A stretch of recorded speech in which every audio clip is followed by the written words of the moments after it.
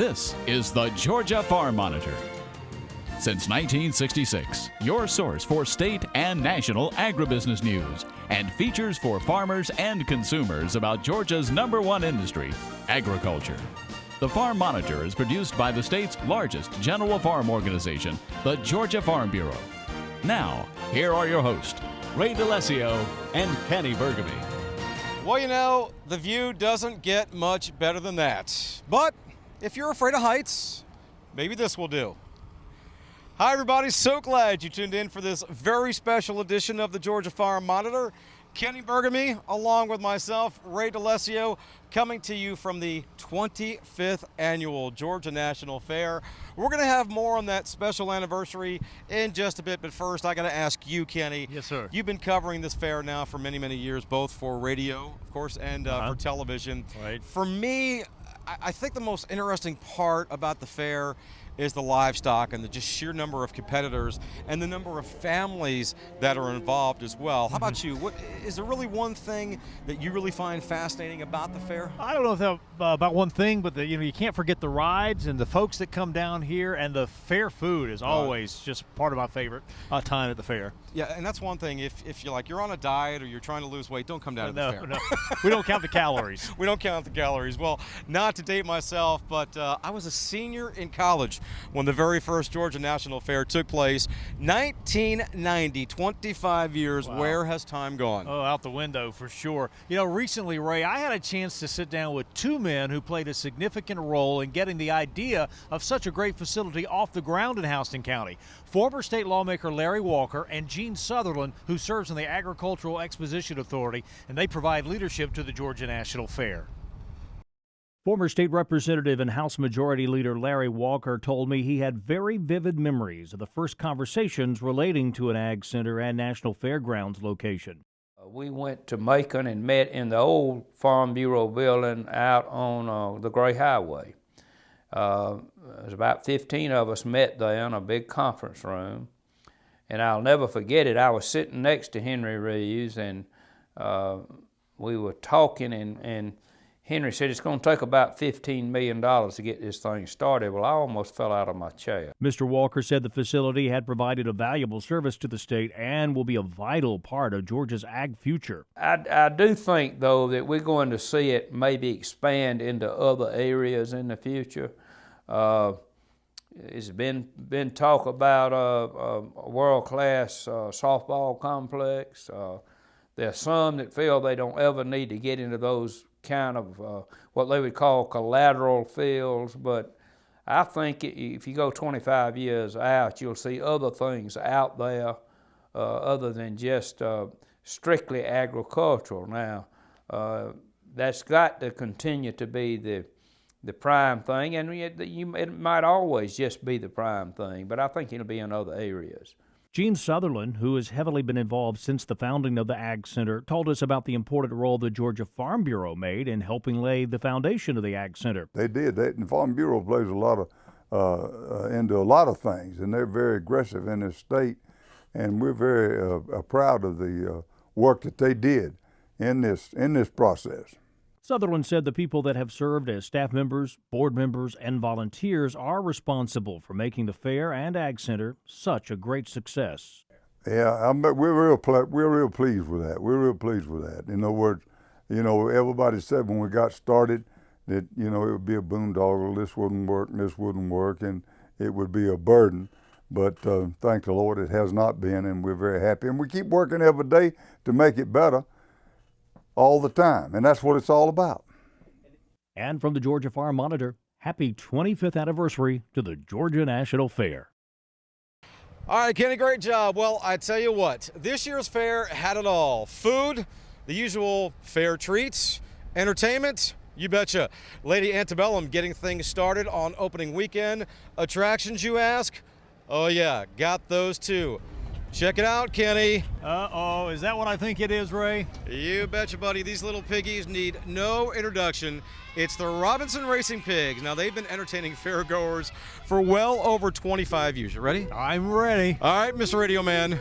You make the call. All right, they're off. Dell Oinkhart with a slight edge, followed by Brittany Spare Ribs. Around the turn they come. Looks like it's going to be Oinkhart with the easy victory. The ultimate prize for a pig. What else? An Oreo cookie. Very nice job, Mr. Burgundy. Thank I'm you. impressed. Thank you. Well, even more impressive, though, is that the eye of the tiger I see? Nope. That's a lamb. Yes, getting his game face on for some serious mutton busting. Another fan favorite here at the Georgia National Fair. This is where boys and girls ages 3 to 6 years old and weighing less than 60 pounds try to ride a sheep for a full 6 seconds. You want to see a textbook ride? Check out this young lady. 4.5-year-old Ansley Conway of Kingsland, Georgia. Mom and Dad telling me that little Ansley was looking forward to this all year, and boy, did she make the best of it. Look at her go, 8.1 seconds, a gold medal ride. It also earned her a spot in the championship round. All right. Now, to some more of the serious competition here at the fair. While it's true that thousands flock to the fairgrounds here every year to enjoy the good food and fun, for others, this is more of a business trip, a time to showcase all the hard work they've put into raising the livestock.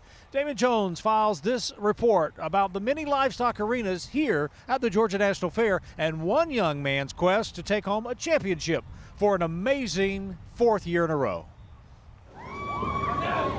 While it's all fun and games for most of the people attending this year's National Fair, it's more of a business trip for these 4-H and FFA students as they look to claim the title of Grand Champion at the annual Junior National Livestock Show in Perry. It's the culmination of the countless hours of work and preparation that these students gave to their animals. Man, these students work really hard. You know, they're up early, they stay up late, forego other things they could be doing because these animals are living things and they have to realize they're responsible for a life other than their own. So it's a great project to learn responsibility, learn financial management, and learn about the agriculture industry.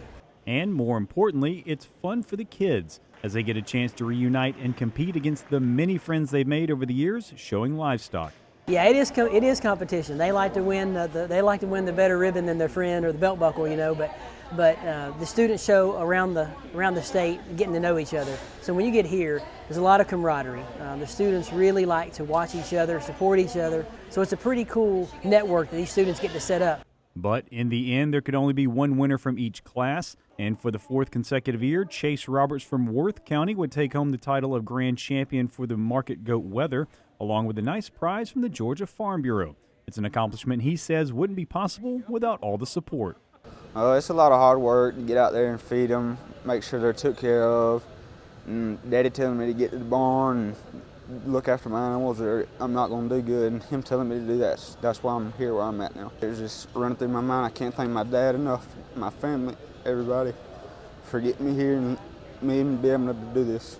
The Market Goat Doe Grand Champion was 11-year-old Peyton Jackson from Banks County, who said she was happy to see all the hard work pay off for both her and her animal. Well, in the morning you have to get up and feed and change the water out because it's summer, it gets really hot, and we work them out, run them around and get some exercise. I was really happy because I had a really good year and I was just really happy for me and my goats. I love it.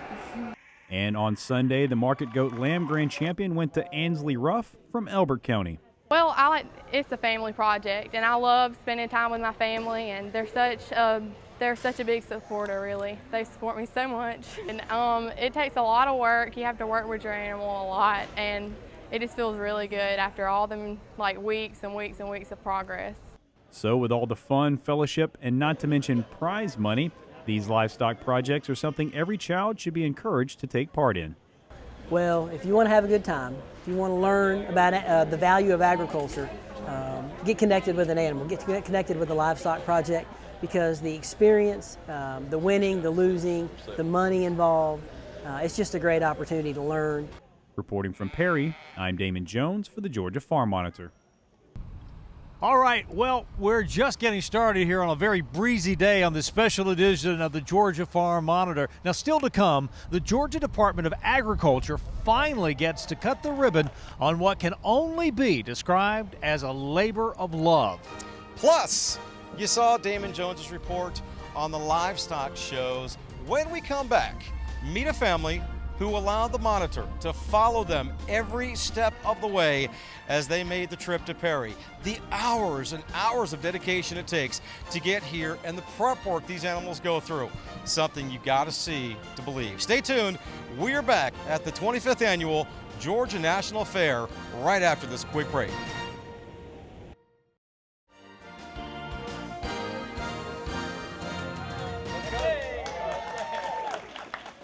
And with that, the Georgia Grown Building's newest display, the Seasons and Faces of Georgia Agriculture, was officially opened to the public here at the Georgia National Fair. As mentioned before the break, the 20,000 square feet of the Georgia Grown products is a labor of love for all involved at the Georgia Department of Agriculture. However, putting a face with those Georgia Grown products even more important to Agriculture Commissioner Gary Black. We want to tell everybody about our product. We've got to build a relationship first, though, and that's what it's all about. That's where the faces come from. And we felt like we could develop a way for the 500,000 visitors who are going to come through over here over the next 12 days. We want them to start building a relationship with our family farmers. And once we see the faces of spring, summer, winter, fall, winter, and in the future, maybe then we'll have a chance, we'll earn the right to tell them a little bit about what we do, but we've got to build a relationship first. All right, getting back to the livestock portion of the fair, the amount of families that travel from all across Georgia to show their animals is absolutely amazing, and the majority of them bring more than just one animal. Yeah, and the key word there, Kenny, is family. Bill Waltrip is a well-respected ag teacher from Forsyth, Georgia. In fact, back in 2012, Bill was honored as Outstanding Ag Teacher of the Year by the National Association of Ag Educators. Now, in addition to being a phenomenal teacher, Bill is also a loving and caring father who spends countless hours with his daughters in order to help them fulfill their dreams in the show ring. Now, as the Waltrips made their final preparations for this year's fair, the monitor was allowed to document every step of their journey.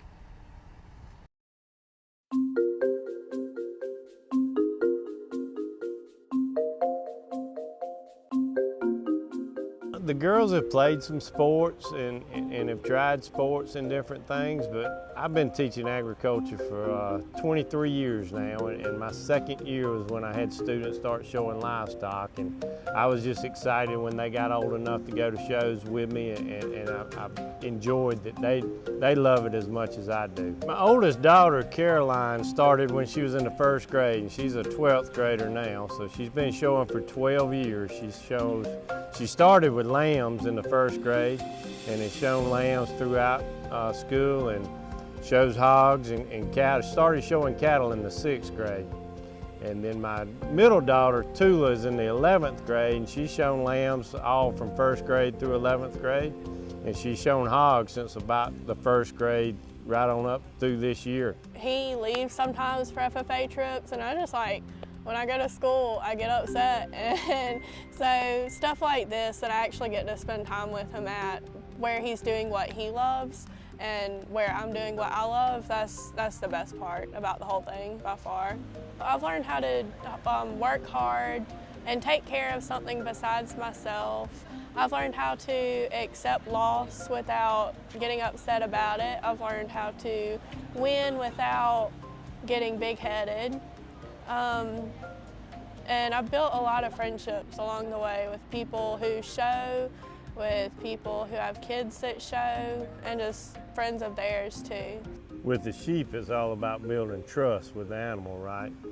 Allowing that animal to trust you and know that you're not leading it into any danger. Is there things that sheep do that make you angry sometimes? Tell me about that. My sheep that sometimes it won't walk when I need it to. They'll just like stand there and won't do anything. Well, I'm always pulling for them pretty hard, and you know, sometimes when things don't go right for them, it's tough on me to watch them, and sometimes it's something they're doing wrong. Sometimes their animal just isn't acting right that day, and that's the hard part. And sometimes it's just kind of luck of the draw when they're out in the show ring. The judge sees them at an awkward time, and the other 80 or 90% of the time in the ring they're doing real good, and I kind of focus on them, and I don't know, and I kind of lose sight of what the other kids are doing. Sometimes I feel like, well, we got a raw deal, but I know in the end that, you know, the judges are always doing the best they can to pick the students and the animals that are the best, and it's just a lot of fun. All right, our thanks to Bill and his entire family for letting us tag along. Now, just a reminder, if you missed any part of this story or others on today's program, you can still see them in their entirety at our YouTube channel. That is the Georgia Farm Monitor. Once there, you can browse the archives of stories dating as far back as 2009. And once you're done watching all those informative stories, keep clicking and like the Georgia Farm Monitor Facebook page that we've set up for you. If you have a story idea or if you just want to leave us a comment or maybe a suggestion, feel free to send us a message either on Facebook or at the address listed below. That's news@farm-monitor.com. Well, you know, when a farm is still owned by a family after 100 years, it deserves special recognition, and that's exactly what happened here at the Georgia National Fair. When we come back, Mark Wildman profiles one of the farms that has reached the century mark. Stay tuned.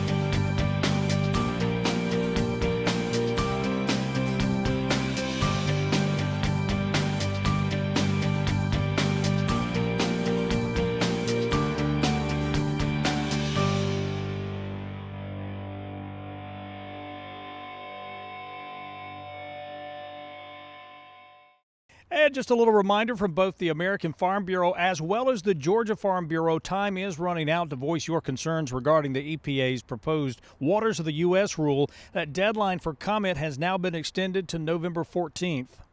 Well, here at the fair, a number of Georgia farms were recognized for being in continuous operation for 100 years. Known as the Centennial Farm Program, Mark Wildman attended the ceremony and profiles one of the farms that was honored. At the Miller Murphy Howard Building in Perry, participants filled a very large meeting room to capacity to honor some very special Georgia farms.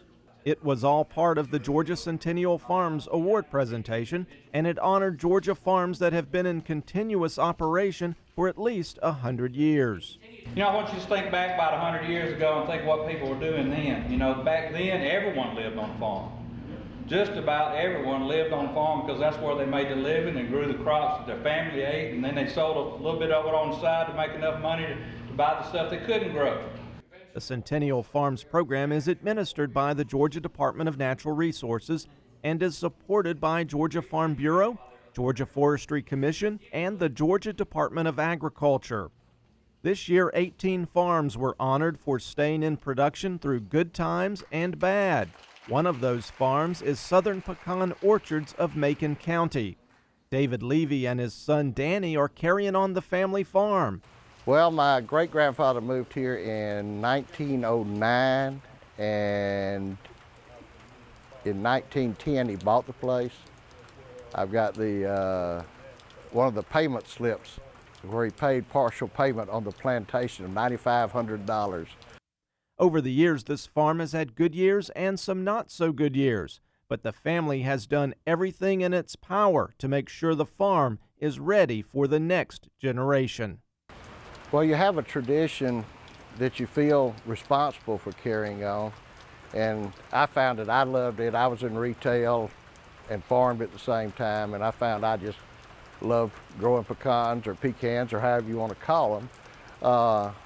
That was what I liked. We had chicken houses. We sold them back in 2004. And so this is what I like. This is what I'll die doing. Even on a dreary rainy day, this family takes pride in watching the rain rush off the old rooftops of buildings that have stood the test of time. Well, we've got an old barn. We've got the shelter here. We've got some other old shelters. The old hen house is still intact out there. It was made of brick, so it's really never had to do anything to it. Pecans have seen an increase in demand and price over the years, and the hope is that popularity will last because things are looking good for the next 100 years. I'm looking forward to that too, and raising my boy in the pecan industry and watching him learn about it and maybe pass it on to him when time comes. I know we were putting a gate in here one day, and my granddaddy asked me, "Does that suit you?" I said, "Suit me, it's got to suit you." He said, "No, you're the one going to use it." And so that's always ingrained in you. Reporting from Macon County, I'm Mark Wildman for the Georgia Farm Monitor. All right, Mark, nice job, sir. Well, needless to say, October is a very busy month for us here at the Georgia Farm Monitor. As soon as the fair is over, we take a deep breath and start getting ready for Sunbelt Expo, which takes place October 14th through the 16th, about an hour and a half down the road from us here in Moultrie, Georgia. Billed as North America's premier farm show, this year the Expo turns 37. And I'll tell you what, organizers have been working round the clock to get ready for this. Recently, I had a chance to sit down with the Expo's executive director, Chip Laylock, who tells me this year, folks are in for a real treat. A lot of stuff going on this year. We have all the demonstrations that we do in the fields and in the livestock section. We've got the new rural lifestyle section this year, and Georgia is our spotlight state this year. We have the cooking demonstrations going on with Kitchen Craft and Laurie Joe in the Family Living Building. We've got the UAV demo in the fields, John Deere showing their latest enhancements in their cotton picker, module on the go cotton picker technology. Just a lot of stuff going on at the Expo this year. The Peterson brothers are coming from Kansas to talk about how they speak up for agriculture through social media and parodies, and they do a great job with that and really thinking outside the box in Ag America lending. They'll be right out in front of the Expo headquarters out in Block A9, and we're looking forward to all those things plus many, many more. All right, well, unfortunately, that is going to do it for this special edition of the Georgia Farm Monitor. Now, just a reminder, for all the latest ag info regarding food, great recipes, and what's happening down on the farm, be sure and check out our Twitter, Facebook, and Pinterest pages. You'll stay informed and see what's up in the world of farming and the Farm Monitor Show. Take care, everybody. We'll see you next week right here on the Georgia Farm Monitor. So long from the Georgia National Fair.